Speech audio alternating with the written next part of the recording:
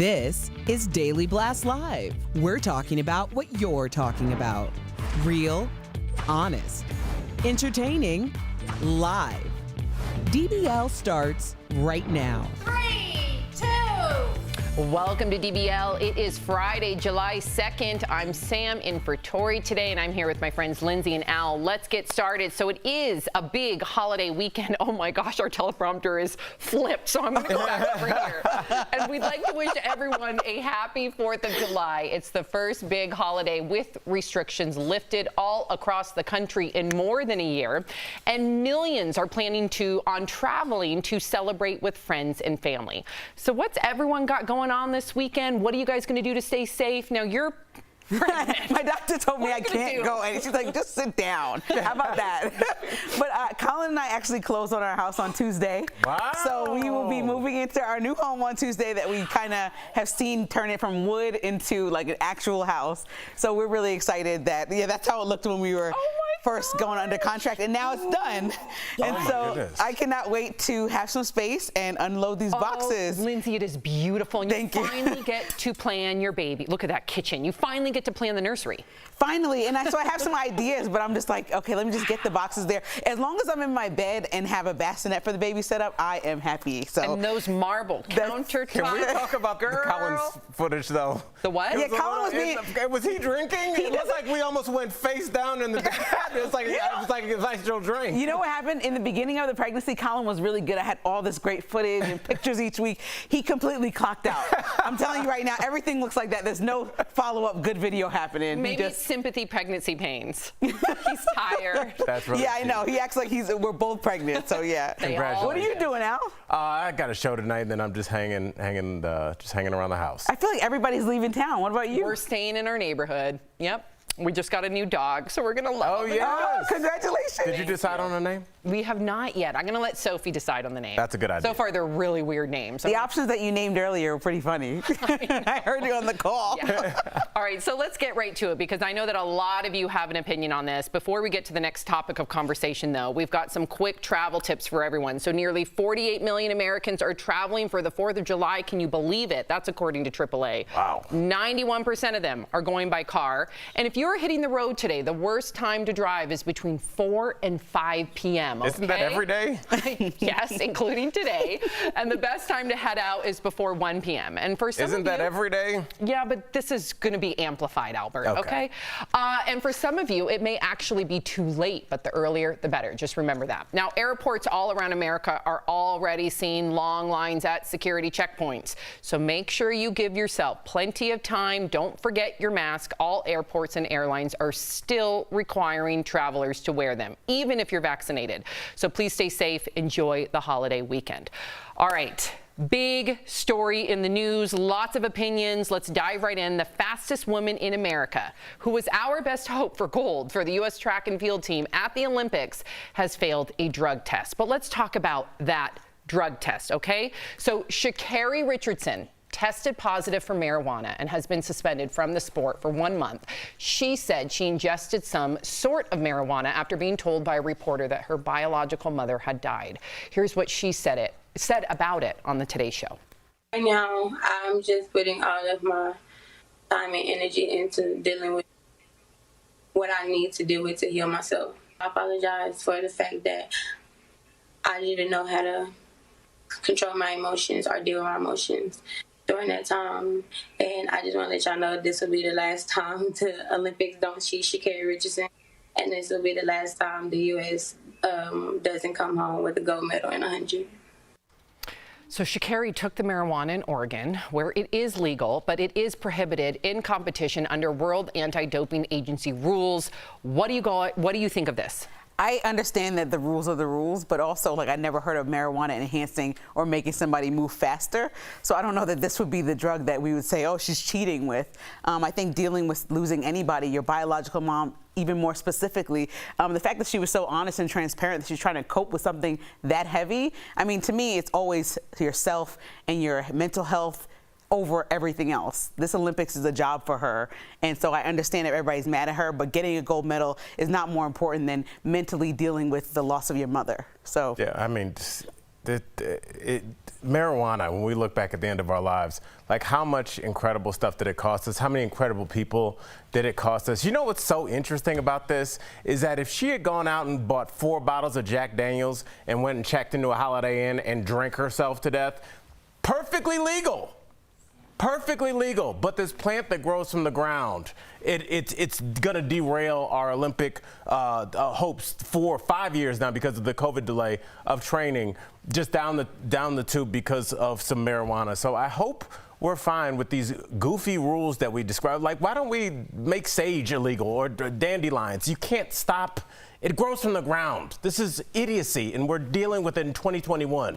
Yeah, and rules are rules when it comes to the Olympics. I get it, but they really need to reevaluate what drugs they consider as performance enhancing, especially where we have all evolved with marijuana, it being legal. So I think given the blood, sweat, and tears that this young woman has put into her sport, this is a travesty. Yeah. My heart breaks for her. You said it was just her job. No, I guarantee you she would say that this is her identity. This is her identity, and we're taking that away from her because of a drug test. Again, I understand the drug test, but I think we need to revisit what equates to a performance-enhancing drug.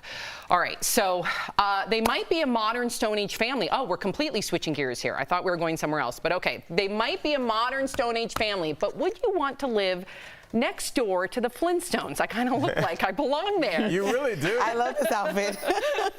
A homeowner outside of San Francisco created this display, modeled after the classic cartoon family. But her town wasn't a fan and called it a public nuisance. The town took the owner to court to get rid of the sculptures, but they ended up settling the case, so she gets to keep her yabba dabba doo on full display after all.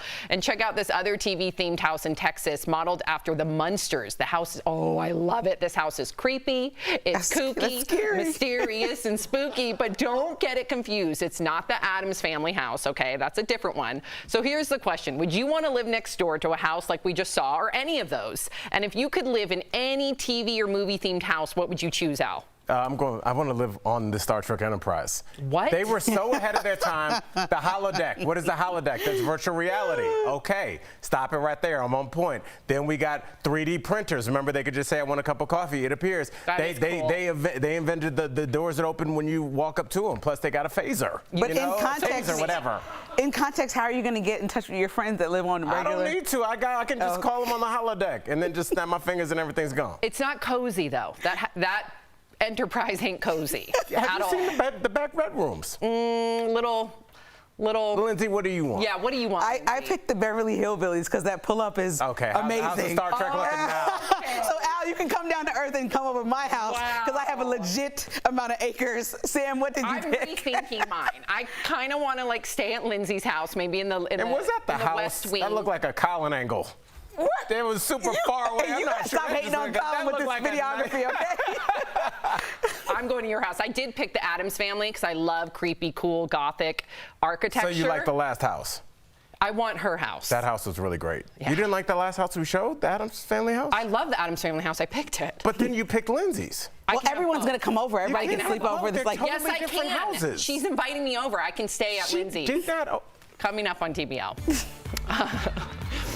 A chilling true crime chronicles involving a small town on edge for years as 8 murders remain unsolved. Will the families ever get closure? And a new law in Norway forces influencers to label their retouched photos. So is this a path to online transparency, or is this too much cyber censorship? We're going to get there. Closed captioning provided by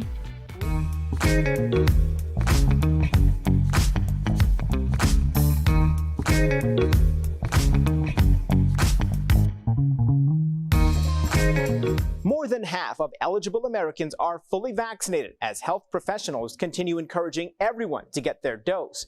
But a video posted on BitChute, viewed more than 9,000 times, claims we could be sterilizing an entire generation of men with the vaccine. So let's verify. Does the COVID-19 vaccine cause fertility issues in men? Our sources are a research study from the University of Miami and Albert Shu, a fertility doctor at the University of Missouri. There's no evidence whatsoever that the COVID-19 vaccine has any impact on male fertility. In fact, the opposite may be true. Researchers say a small percentage of men who survive COVID-19 have a lower sperm count. In general, it's safer to get the vaccine than actually getting the disease. Researchers at the University of Miami studied fertility rates in young men before and after the vaccine and saw no changes over a 70-day period. Shu says it's too soon to know the long-term effects, but the research is promising. It is extremely difficult to prove a negative, and I think any papers that really say that, honestly, from a scientific standpoint, are a little bit premature. But again, folks that are considering it, please rest assured that there's no convincing, concerning evidence that there's a negative impact on male or female infertility.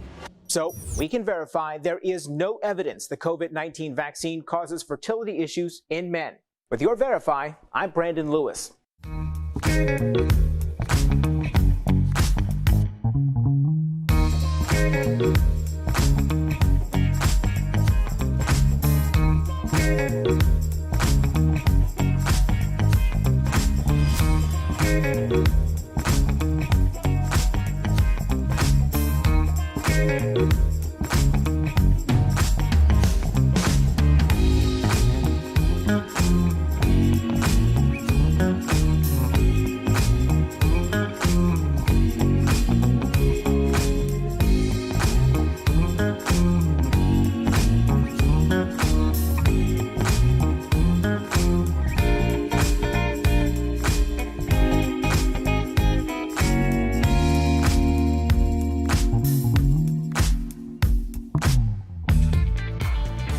Welcome back to DBL. Now, we've all heard about truth in advertising, but what about all those social media posts with people pushing products with pictures that have been retouched?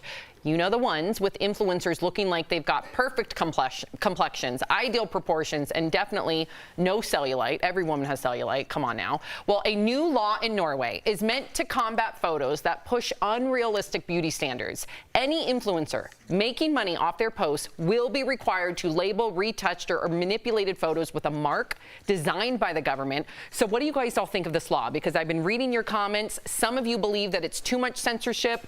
I'll start on this one because this gives me so much relief as a mom. I'm so sick and tired of looking at Instagram and thinking, oh my gosh, if I feel insecure, how are the teenagers out there? How is my daughter one day going to feel? Thank goodness that this is a law there, and I hope it becomes a law here. I'm sorry if this is an unpopular opinion. But it's only for the ones that are like sponsored posts. So like these influencers post stuff every day of their life edited, and I would argue that everybody and their mom, even people who don't even have all the special apps that help you look skinnier or whatever, is putting some type of new lighting, making themselves look like they have better lighting outside, like it's a sunnier day. So like, who isn't retouching their photos? It's easy to edit in an iPhone and press 3 buttons and make your photo look better. So are we gonna start putting on every post, this isn't real, this isn't real? I think you gotta Lighting's one thing, cinching is another. But also, Lindsay, let's take your argument and widen it out. Why are we just talking about influencers, makeup, and clothing? Are we also talking about food?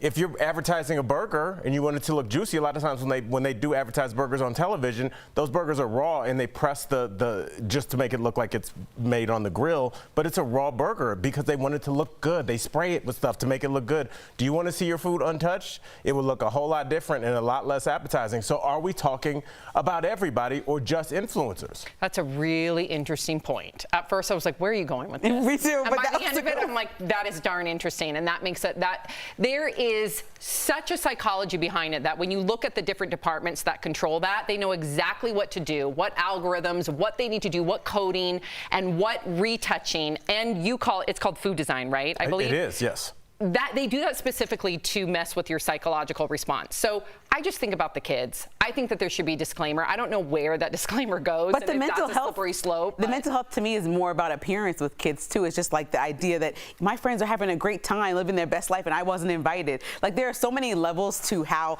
social media can mess up mental health of adults, so you know that it can mess up kids. I'm just like, this is tackling one issue, but there are so many like bullying, a lot of other things that happen online that it's like this world that we can't even control now. We need to. There's an ethics committee that's being built right now in Silicon Valley where a lot of the former execs are going to do just that. They're going to make sure that it is going to be mentally sound for children, and that's why they themselves do not allow their own children to go on social media until they're well into adulthood. That should tell us all something right there. Coming up on DBL, today's True Crime Chronicles about a murder mystery of 8 women killed in Louisiana. Is police corruption the reason why there are no answers?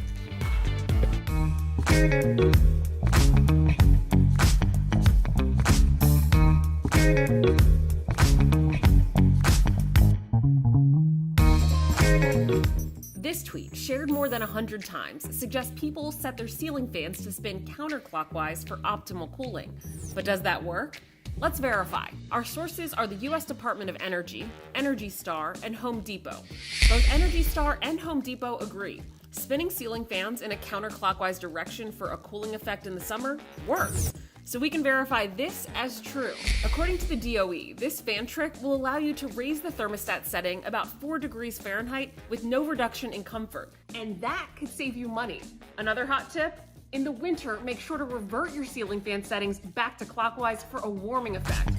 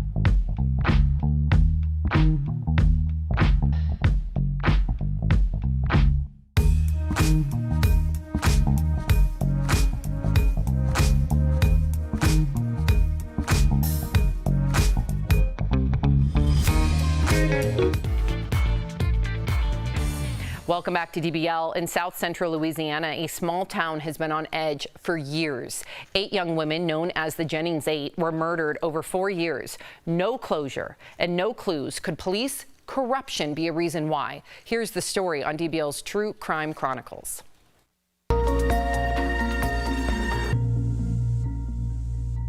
On the edge of Cajun country lies a small town, Jennings, Louisiana. It's a place that used to be known as quiet farmlands, but now the roads are a haunting reminder of the horrible things that happened there. It started in 2005. A decomposing body was found floating in a canal in town. It was 28-year-old Loretta Lewis. Less than a month later, another body was found in a different nearby canal. It was 30-year-old Ernestine Patterson. Her throat was slit and she was brutally murdered. Over the next 4 years, 6 more women were murdered. In 2007, Kristen Lopez and Whitney Dubois. In 2008, Laconia Brown, Crystal Zeno, and Brittany Gary. And in 2009, the last victim, Nicole Guillory. All of their bodies were dumped along rural roads and canals. I think we have more than one killer here, and I think they all run in the same circle. I think somebody knows something, but they're scared to talk. All 8 women knew each other. Some were related. Others were roommates. They all frequented the same bars and engaged in drugs and similar lifestyles. After local police failed to crack the case, the victims' families hired Kirk Menard to investigate. You know, sometimes I wonder, are they any further along than what they were the first day they started? For years, people living in the town speculated local police could be involved. I think it's connected with the police because it's too many murders and you can't solve them, and it's steady going on, back to back to back. You mean, how you not can catch this man? The police department does have a questionable past. A police chief was caught stealing money and drugs in the evidence room. Deputy Warren, who was a chief criminal investigator, was caught purchasing a truck from an inmate and selling it for a profit. It's the same truck several witnesses reported seeing one of the murder victims in. They're getting tons of information about specific cops and deputies and their involvement in these homicides. Is it just a coincidence, or could police corruption play a role? Who murdered these 8 young, innocent women, and why? Earlier, Tori and Lindsay spoke with a reporter who's working on this case. Take a look. We are joined by investigative reporter Mike Perlstein from WWL-TV in New Orleans, Louisiana. First off, thank you for being here. 8 women, I can't believe I'm saying this, were murdered over 4 years, and their bodies were dumped on the side of a rural road. These killings were brutal. What, for you emotionally, has it been like covering this case since day one? The task force was offering $85,000 reward. What was very emotionally difficult were the lack of answers. I spoke to the families of these victims. Some had hired private investigators. There seemed to be no progress in even generating viable leads in this tiny town. The bodies in 6 of the 8 cases had decomposed to such an extent that it made forensic evidence hard to find. In some cases, the cause of death could not be determined. All of these women knew each other and they lived the same lifestyle. So there have been a few suspects, but no arrests. Where does the case stand today? Tragically, all these years later, the case may be even further away from getting solved than it ever was, primarily due to the death of one key witness who knew all of these women. He was a drug addict, drug dealer, pimp, and he had connections to all 8 of the women. In fact, he was the last person to see a couple of them alive. His name is Frankie Richard, and He passed away in 2020, and buried with him are many, many answers to these burning questions. He had given interviews, including to me, admitting that he had pimped these women for drugs, prostituted them. That was the one sad common thread in the life and lifestyles of these 8 women. Mike, I want to get to this point. There was some allegations of police misconduct in this case. And I just want to know, does that still stand true? And is there distrust in that sort of local, small town law enforcement with the community? Well, I would say that echo of police involvement is probably as loud as it has ever been. For one, how do you have 8 killings in a 4-year span in a small town with both a local police department, sheriff's office, and now an FBI task force, and keep running into roadblocks, evidence that has disappeared? So what's it like for people who still live in Jennings and can't escape the tragedy?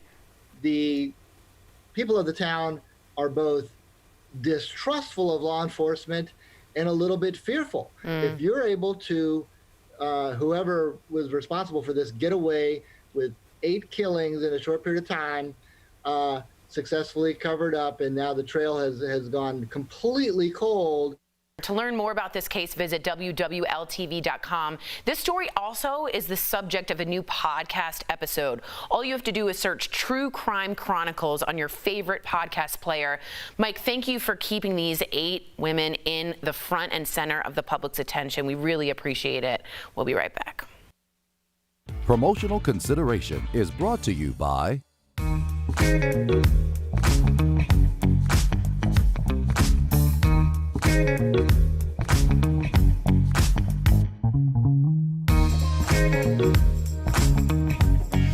If you're hitting the road for the holiday weekend, gas might not be as easy to get as usual. It's not necessarily a gas shortage, but a shortage of drivers to deliver it. Let's connect the dots. You've probably heard by now that gas prices are on the way up. That's not unusual this time of year as people take road trips for the summer and producers switch over to the more expensive summer blend. This year, some drivers are reporting that they've seen gas stations running dry. That's being driven in part by the truck driver shortage. Like many industries struggling to hire, trucking is also having a tough time. It's even harder to find oil tank drivers since they're required to have special qualifications to transport that payload. The National Tank Truck Carriers Group estimates up to 25% of these trucks are idle because there's no one to drive them. Energy experts also worry about human nature. The concern is when drivers spot the occasional empty pump, they may race to top off their tanks. This behavior can make a small gasoline shortage much bigger. The experts say it is not time to panic, but plan instead. Connecting the DBL is your daytime destination. Does this feel good? This lifted my spirits. We're chatting with the stars. One of the highlights of my life. To turn up the notch on that. It is spectacular. Thank you. And talking about what everyone is talking about. I want to set the record straight. I feel like I'm going to offend somebody here. I'm in so much trouble. This is nonsense. Al's not lying. What? Yes! Yes! DBL is all new every day.